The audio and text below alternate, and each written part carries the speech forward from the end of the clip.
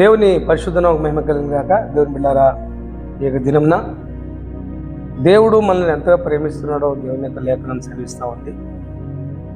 సామెతల గ్రంథము 10:22 ఒక మాట రాయబడింది. యెహోవా ఆశీర్వాదం ఐశ్వర్యం ఇచ్చును, నరుల కష్టం చేత ఆశీర్వాదం ఎక్కువ కాదు.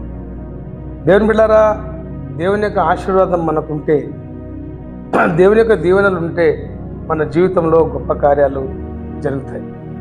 ఎందుకంటే బైబిల్లో దావీద్ మహారాజు, ఆయన రాజు అయినప్పటికీ ఆయన తన కుటుంబం గురించి ప్రార్థన చేస్తున్నాడు, తన కుటుంబం గురించి దేవునికి వేడుకుంటున్నాడు. అదేంటిదంటే 2వ సమూయేలు గ్రంథము 7వ అధ్యాయము 29 దయచేసి నీ దాసుడనైన నా కుటుంబము నిత్యము నీ సన్నిధిని ఉండునట్లుగా దానిని ఆశీర్వదించు. చూడండి దేవుని బిడ్డారా, మన కుటుంబాలు దేవుని చేత ఆశీర్వించబడాలి, దేవుని చేతనే ఆశీర్వదింపబడతాయి. కనుక ఆ యొక్క సత్యాన్ని దావీదు మహారాజు గమనించాడు, గ్రహించాడు. ఎందుకంటే దేవుని యొక్క వాక్యంలో చూస్తే ఈ దినాల్లో ఎంతోమంది కుటుంబాలు భూమి మీద ఉన్నారు, చాలా రకాల కుటుంబాలు ఉన్నాయి.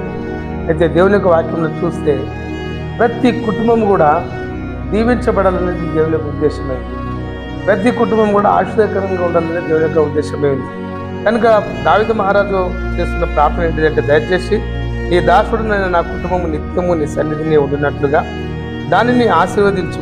యెహోవా నా ప్రభువా, నీవు సెలవిచ్చి ఉన్నావు, నీ ఆశీర్వాదం నుండి నా కుటుంబం నిత్యం ఆశీర్వదింపబడును గాక అన్నాడు.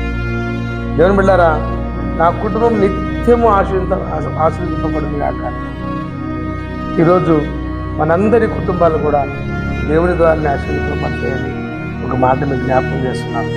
దేవుడు మిమ్మల్ని అందరినీ దీవించును గాక. ఆమేన్.